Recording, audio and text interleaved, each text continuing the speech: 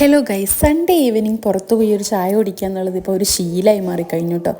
അങ്ങനെ എന്നും പോകുന്ന തട്ടുകടയിൽ നിന്നൊരു മാറ്റം വേണ്ടി എന്ന് ചിന്തിച്ചപ്പോഴാണ് നമ്മൾ കൽപ്പറ്റയ്ക്ക് പോകുമ്പോൾ എന്നും ഈ ഒരു കഫേ കാണാറുണ്ട് കേട്ടോ. കയറണം എന്ന് വിചാരിക്കും, ഇതുവരെ പറ്റിയിട്ടില്ല, ഇന്ന് അങ്ങോട്ട് കയറിക്കളയാമെന്ന് വിചാരിച്ചു കേട്ടോ.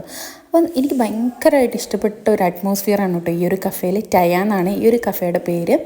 ഈവനിങ് നൈറ്റിലൊക്കെ ആണെങ്കിൽ നമുക്ക് ഭയങ്കരമായിട്ട് ഇഷ്ടപ്പെടും ഇവിടം.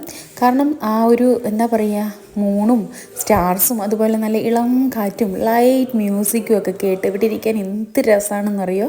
പ്രത്യേകിച്ച് ഈ തണുപ്പും എല്ലാം കൂടെ ഇപ്പോൾ എന്താ പറയുക എനിക്കറിയില്ല, അടിപൊളി സ്ഥലമാണ് കേട്ടോ. പിന്നെ നമ്മൾ ഇവിടെ ഒരു മുഷിച്ചിലെന്ന് വെച്ചാൽ നമ്മൾ ഓർഡർ ചെയ്ത സാധനം കിട്ടാൻ കുറച്ച് ലേറ്റാകും കേട്ടോ. പക്ഷെ അതുപോലും ഒരു മുഷിച്ചിലായിട്ട് ഞങ്ങൾക്ക് തോന്നിയിട്ടില്ല. ഓർഡർ ചെയ്ത സാധനം വരാനെടുത്ത സമയത്ത് ഇച്ചൂട്ടം കളിയും ജഗ്ഗപ്പൊക്കെ ആയിരുന്നു കേട്ടോ. പിന്നെ ഇതാ ലാസ്റ്റ് നമ്മളൊരു കട്ടൻ കാപ്പിയും ഹോർലിക്സും ബൂസ്റ്റും പറഞ്ഞിട്ടുണ്ടായിരുന്നു. അത് വന്നിങ്ങനെ പതിയെ കഴിച്ചുകൊണ്ടിരിക്കുമ്പം ഇതാ നമ്മൾ ഓർഡർ ചെയ്ത നമ്മുടെ കിഡിലൻ ഐറ്റം ഇവിടെ എത്തിയിട്ടുണ്ട് കേട്ടോ.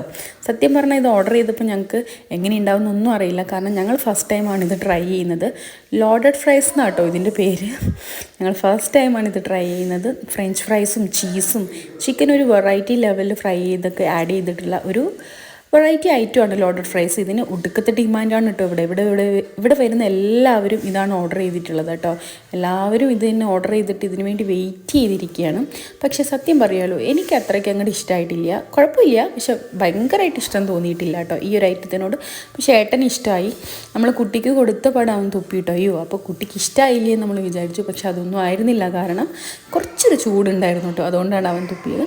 അങ്ങനെ അതൊക്കെ ആസ്വദിച്ച് ആ ലൈറ്റ് മ്യൂസിക്കൊക്കെ കേട്ട് നമ്മൾ കഴിച്ച് അവിടെ നിന്ന് ഇതാ ടാറ്റ ബൈ ബൈ പറഞ്ഞ് ഇറങ്ങുകയാണ്.